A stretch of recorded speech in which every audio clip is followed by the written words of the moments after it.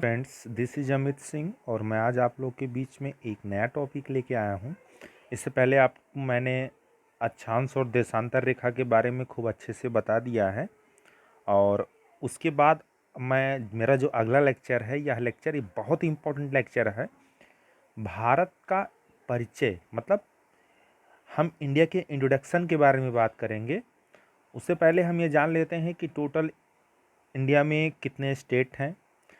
State को जानने से पहले हमें जान लेते हैं कुछ भारत के इतिहास के बारे में। जैसे कि आपको पता होना चाहिए, भारत के कई नाम हैं, शायद ही किसी और देश के इतने नाम हों। भारत को आप जानते हैं, भारत नाम से जाना जाता है। भारत को अंग्रेजी में इंडिया कहते हैं, हिंदुस्तान भी कहते हैं, आर्यावर्त भी कहते हैं। आर्यावर्त इसलिए कहते हैं क्योंकि आपको पता है कि यहाँ पर आर्यंस आए थे, सबसे पहले माना जाता है कि आर्यंस भारत में आए थे, इसलिए उन्हीं के नाम पे इसका नाम आर्यावर्त पड़ गया। जम्बू द्वीप भी इसका नाम है, जम्बू द्वीप, क्योंकि पुराणों में जम्बू द्वीप नाम मिलता है। देखिए, अब आपको मैं बता दूं कि किसने किसने प्रमुख नाम दिए। इंडिया इंडिया इंडिया जो नाम है, इसको यूनानियों ने दिया। क्यों दिया? क्योंकि यूनानियों ने जो सिंधु नदी बहती है, जनरली आपको पता होगा सिंधु नदी के बारे में। यहाँ एक आपको पता, तिब्बत से सिंधु नदी निकलती है और ऐसे होते हुए लद्दाख होते हुए ये पाकिस्तान में प्रवेश कर जाती है। तो इसीलिए सिंधु नदी को यूनानियों ने इंडस नाम कहा था। क्या कहा था? इंडस नाम लिया था। इसलिए उसी के नाम पे इसका नाम क्या पड़ा? इंडिया पड़ा। तो आपको पता चल गया यूनानियों ने किसको इंडिया नाम दिया। ईरानियों ने इसी नदी को, किस नदी को? सिंधु नदी को हिंदू कहा, इसलिए इसका नाम हिंदुस्तान पड़ गया। चलिए, अब हम कुछ चीज़ों के बारे में और बात कर लेते हैं। भारत के क्षेत्रफल के बारे में हम बात कर लेते हैं। भारत का टोटल क्षेत्रफल कितना है? भारत का टोटल क्षेत्रफल फ्रेंड्स 32,87,263 किलोमीटर स्क्वायर है। भारत का टोटल क्षेत्रफल 32,87,263 किलोमीटर स्क्वायर है, जो विश्व का 2.4% क्षेत्र कवर करता है। कहने का मतलब ये है कि अगर ये पूरा आपका वर्ल्ड है, तो इस वर्ल्ड में जहाँ जहाँ भी जमीन, मतलब जहाँ जहाँ भी स्थल है, इस टोटल स्थल का भारत जो है 2.4% हिस्सा क्या करता है? कवर करता है क्षेत्रफल का। क्लियर है? क्षेत्रफल तो आपको पता ही चल गया कितना है। एक चीज और जान लीजिए, भारत जो है विश्व में क्षेत्रफल के हिसाब से 7वीं पोजीशन रखता है। कौन सी पोजीशन रखता है? 7वीं पोजीशन रखता है। देखिए, मैं परिचय के बारे में बता रहा हूँ, तो इसलिए आपको हर एक चीज़ के बारे में जानकारी जरूरी है। हर एक चीज़ आप नोट कर सकते हैं। देखिए, दूसरी चीज़, भारत की जनसंख्या जो है 2011 के जनगणना के अनुसार, क्योंकि आपको पता है हर 10 वर्ष पे क्या होती है? जनगणना होती है। तो 2011 के जनगणना के अनुसार फ्रेंड्स, भारत की जनसंख्या लगभग 121 करोड़ है, जो पूरे विश्व की जनसंख्या का लगभग 17.5% है। कितना है? लगभग 17.5% है। कितनी गजब बातें हैं। यहां तक आपको समझ में आया होगा। चलिए, अब हम कुछ चीजें और जान लेते हैं। देखिए, एक चीज ये जानिए कि आपको पता होगा, देखिए कुछ चीज के बारे में हम बता देते हैं। ये जनरली ये जो आपका ये उत्तर वाला पूरा हिस्सा है, ये वाला, ये लद्दाख आप देख रहे हैं। लद्दाख के बाद, लद्दाख के नीचे आप देख रहे हैं जम्मू एंड कश्मीर, हिमाचल प्रदेश, ये जम्मू एंड कश्मीर। उसके बाद ये आप देख रहे हैं हिमाचल प्रदेश, उत्तराखंड, इधर नेपाल हो गया। तो ये वाला पूरा हिस्सा जो है फ्रेंड्स, ये वाला पूरा हिस्सा, इसको हम हिमालयन रेंज के नाम से जानते हैं। ये पूरा आपका, मतलब यहाँ लद्दाख से लेके पूरा इधर का अरुणाचल प्रदेश है आपका। इसको हम पूरा क्या कहते हैं? ये देखिए, अरुणाचल प्रदेश यहाँ है। इस पूरे अरुणाचल प्रदेश तक को हम क्या कहते हैं? पूरा हिमालय मानते हैं। यानी ये वाला हिस्सा पूरा क्या है? हिमालय है। क्लियर हो गया यहाँ तक? बहुत अच्छा। चलिए, कुछ चीज और जानते हैं इसके बारे में। देखिए, जनरली भारत का ये जो आपका इधर वाला हिस्सा है, मध्य प्रदेश के बाद, लगभग सतपुड़ा रेंज के बाद, ये पूरा मध्य प्रदेश से, ये मान लीजिए ये वाला हिस्सा, इतना हिस्सा जो है, ये वाला पूरा हिस्सा, इतना पूरा हिस्सा, इसको इतना मैं मान सकता हूँ पूरा, थोड़ा गुजरात के कुछ पार्ट को छोड़ देंगे तो यहाँ से राजस्थान के पार्ट को, कुछ हिस्से राजस्थान के पार्ट को, इसको हम प्रायद्वीपीय भारत कहते हैं। प्रायद्वीपीय भारत इसलिए कहते हैं क्योंकि यह माना जाता है कि यह एक प्रायद्वीप है। प्रायद्वीप कहने का मतलब कि प्रायद्वीप उसे कहते हैं जनरली, देखिए इसके प्रायद्वीप इसलिए, देखिए इधर भी पानी, इधर भी पानी, इधर भी पानी, मतलब तीन तरफ से क्या है, ये पानी से घिरा हुआ, उसे हम प्रायद्वीप कहते हैं। ओके, तो इसको हम भारतीय प्रायद्वीप कहते हैं। यह प्रायद्वीप किस युग में, कार्बो कार्बोफेरस युग में यह अफ्रीका से जुड़ा हुआ था। किससे जुड़ा हुआ था? अफ्रीका से जुड़ा हुआ था। समझते हैं कैसे अफ्रीका से जुड़ा हुआ था, इसको हम समझ लेते हैं। देखिए एक चीज़ मानिए, पहले थोड़ा सा हम इस स्ट्रक्चर को समझने का प्रयास करते हैं। ये एक फ्रेंड्स वेगनर नाम के जलवायु शास्त्र, थोड़ा सा इसके बारे में हमें बता देता हूँ, ज़्यादा जानकारी आपको नहीं, लेकिन वेगनर नाम के एक जलवायु शास्त्री थे। क्या नाम था उनका? वेगनर नाम के एक जलवायु शास्त्री थे, जो जर्मनी के थे। कहाँ के थे? जर्मनी। देखिए वो थे जलवायु शास्त्री, लेकिन उनको उनका एक लक्ष्य था कि मैं पूरे विश्व के जलवायु के बारे में क्या करूं, अध्ययन करूं। तो उन्होंने देखा कि ये जो सातों महाद्वीप हैं, ये अलग अलग छिटके हुए हैं, कहीं इधर कहीं उधर। तो क्या कारण, मतलब तो उन्होंने साथ जुटाना चालू, जलवायु के बारे में अध्ययन करने के लिए वह सभी देशों, कई देशों को उन्होंने भ्रमण किया। तो उन्होंने देखा कि कई जगह की जलवायु क्या थी, अलग महाद्वीपों के जलवायु की तरह थी। तो उनको, जैसे फॉर एग्जाम्पल उन्होंने देखा कि रसिया में कोयले का खूब भंडार है। रसिया में कोयले का खूब भंडार है, ज़्यादा तो नहीं लेकिन माना जाता है बहुत ज़्यादा भंडार है। और आपको पता है जो रूस है फ्रेंड्स, जो रूस है, रूस के बारे में एक चीज़ जानकारी ये कर लीजिए, जो रूस है यह ठंडा प्रदेश है, यानी ठंडा देश है। और कोयले का जो निर्माण होता है, अक्सर ये वैज्ञानिक दृष्टिकोण से बताया जाता है कि कोयले का निर्माण जो होता है वह विषुवत रेखीय क्षेत्र में होता है। यानी ये 0 डिग्री जो लाइन गई है, इसी के इर्द गिर्द क्या होता है, कोयले का निर्माण होता है। और रूस तो काफी दूर है विषुवत रेखा क्षेत्र से, लगभग ये ध्रुवों के समीप है, यह नॉर्थ पोल के करीब में है। तो यहाँ पर कैसे इसका निर्माण हो सकता है? ठीक है, ऐसे तमाम इनके उदाहरण मिले कि जो जो क्या थे, नियम के विरुद्ध थे।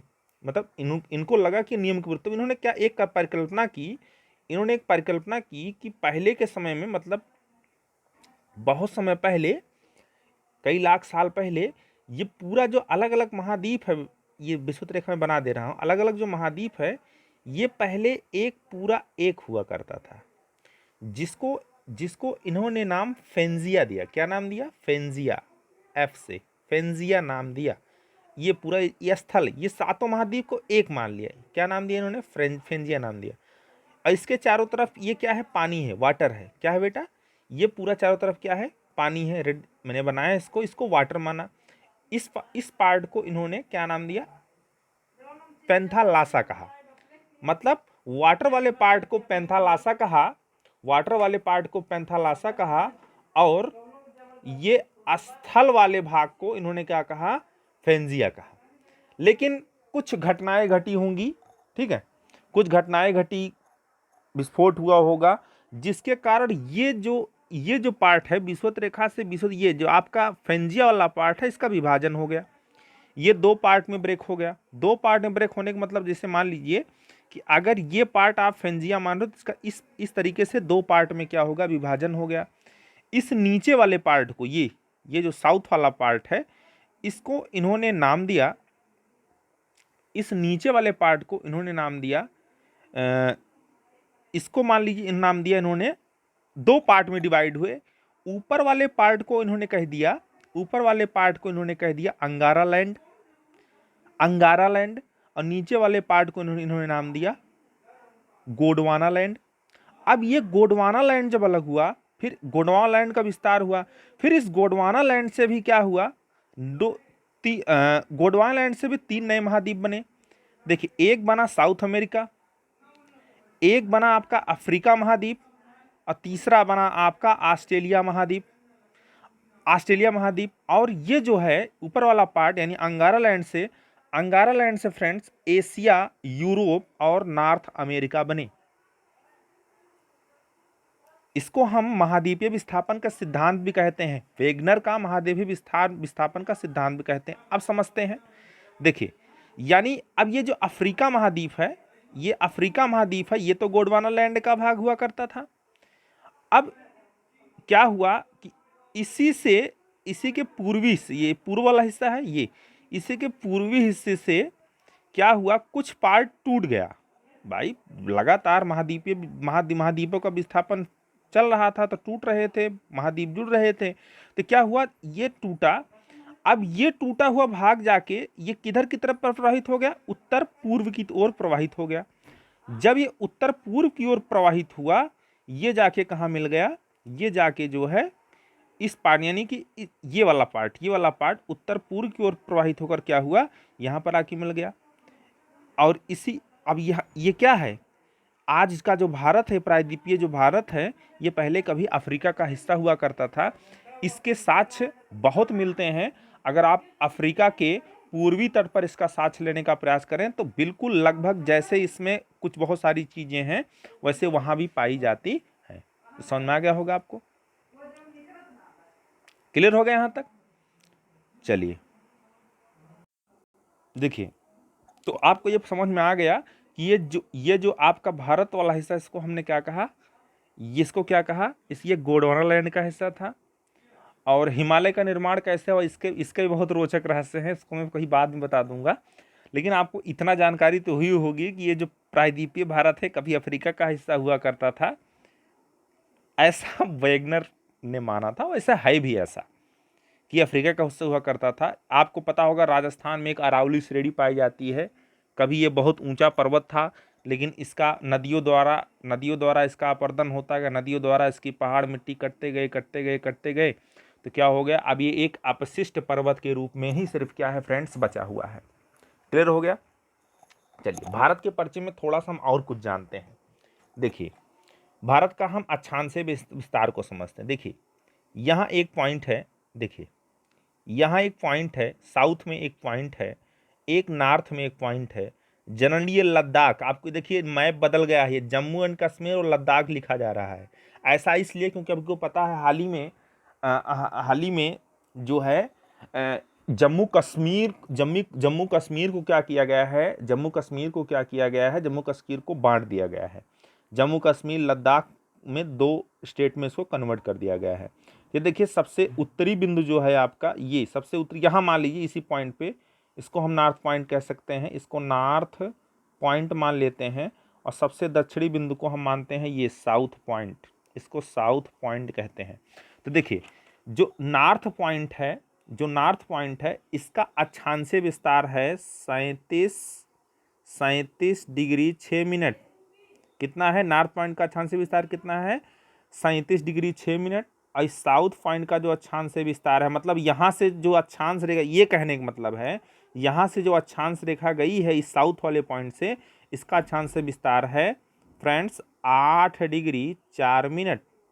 यानी ये 8 डिग्री 4 मिनट है, ये कितना है 37 डिग्री 6 मिनट है। तो आपसे पूछा जा सकता है भारत का सबसे उत्तरी बिंदु कौन सा है, तो आप बताओगे सबसे उत्तरी बिंदु। लेकिन हाँ देखिए सबसे उत्तरी बिंदु तो ये है, लेकिन इसका नाम भी है, इसको हम जानते हैं इंदिरा काल के नाम से। क्या नाम है इस नॉर्थ पॉइंट का, ये जो 37 डिग्री 6, यानी यहाँ से भी एक अक्षांश रेखा गई है, सबसे भारत का उत्तरी सबसे उत्तरी छोर है। ये कहने का मतलब इसके बाद भारत खत्म, इसके बाद भारत इधर खत्म, मतलब स्थल सीमा खत्म हो जाएगी। क्लियर है? बाकी समुद्री सीमा तो रहती ही है। चलिए इसको हम बोलते हैं इंदिरा काल। और इस साउथ वाले पॉइंट को हम बोलते हैं, साउथ वाले पॉइंट को हम कहते हैं केप कोमेरिन। क्या? Cap coumarin. देखिए नाम में जैसे समझ गए होंगे, इसको बोलते हैं केप कोमेरिन और साउथ वाले पॉइंट को बोलते हैं हम इंदिरा काल।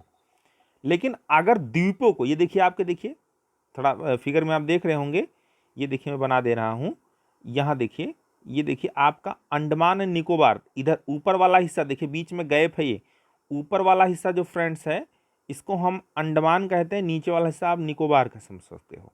ठीक है, अंडमान निकोबार। इस अंडमान और निकोबार में अगर भारत, ये द्वीप भी जो है अंडमान और निकोबार भी जो है ये भारत का हिस्सा है।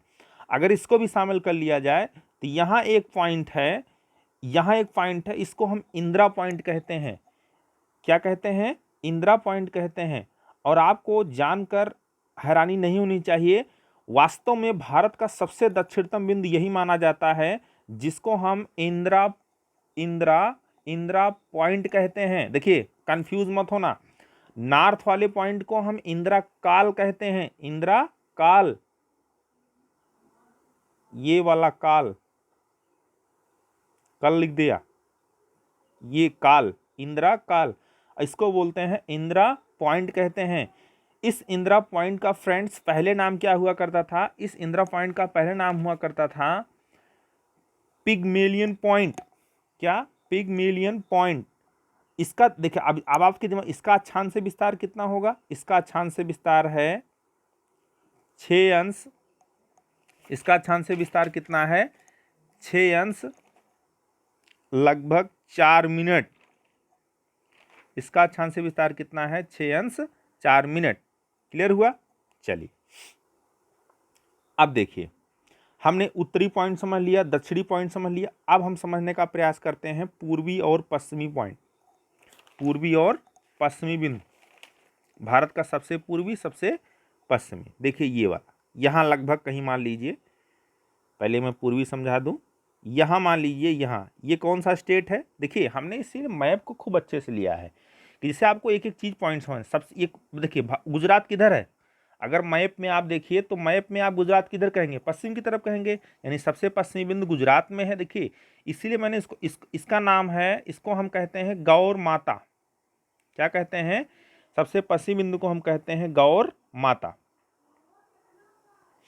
गौर माता। ठीक है, सबसे पश्चिमी बिंदु है, इसको हम गौहर माथा भी कहते हैं, गौहर माथा, गौर माता या गौहर माथा, कोई कंफ्यूजन नहीं होनी चाहिए। अब इसका देशांतरी विस्तार चलेगा फ्रेंड्स इस तरीके से, क्योंकि आपको पता है देशांतर रेखा कैसी होती है? उत्तरी ध्रुव से चलती है और दक्षिण ध्रुव पे समाप्त होती है। अक्षांश रेखा क्या होती है?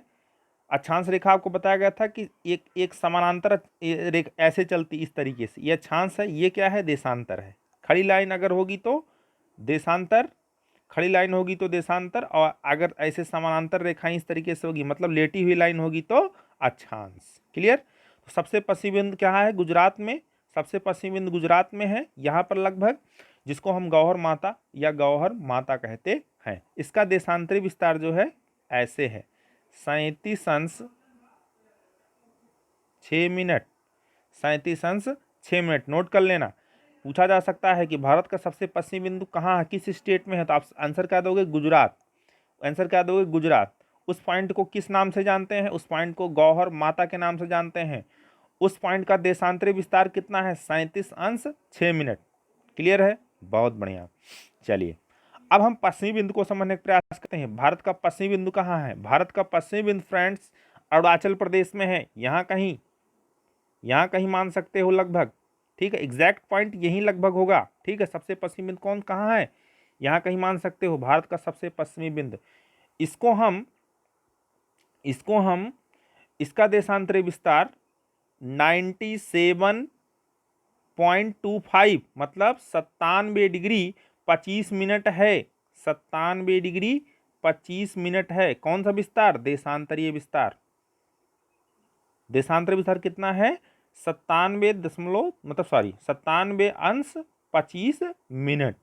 पश्चिमी बिंदु किस स्टेट में है? अरुणाचल प्रदेश। देख रहे हो अरुणाचल प्रदेश बना, अरुणाचल प्रदेश में है। और इसको हम किस नाम से जानते हैं? इसको हम जानते हैं कीबीथू।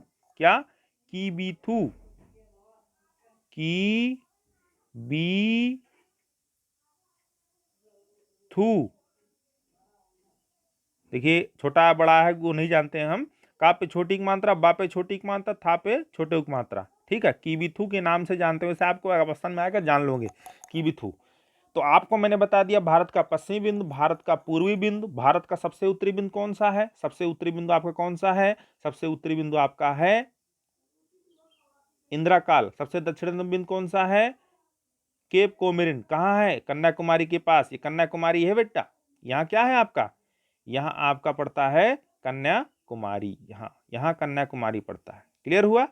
बहुत बढ़िया, यानी कन्याकुमारी के पास आप भारत का सबसे दक्षिणतम बिंदु है। चलिए एक क्वेश्चन आप लोग नोट कर सकते हैं। देखिए मैं क्वेश्चन, देखिए मैप को तो बहुत बढ़िया से, आप चाहो तो मैप को मैं थोड़ा छोटा कर दे रहा हूँ। मैप का आप आराम से स्क्रीनशॉट ले सकते हो, इससे आपको कोई दिक्कत ना हो। ठीक है, देखिए आप इस मैप को देखिए, बिल्कुल नया मैप है। पुराना मैप नहीं है, मैं पुराने मैप से नहीं पढ़ा रहा हूँ, ये बिल्कुल नया मैप है।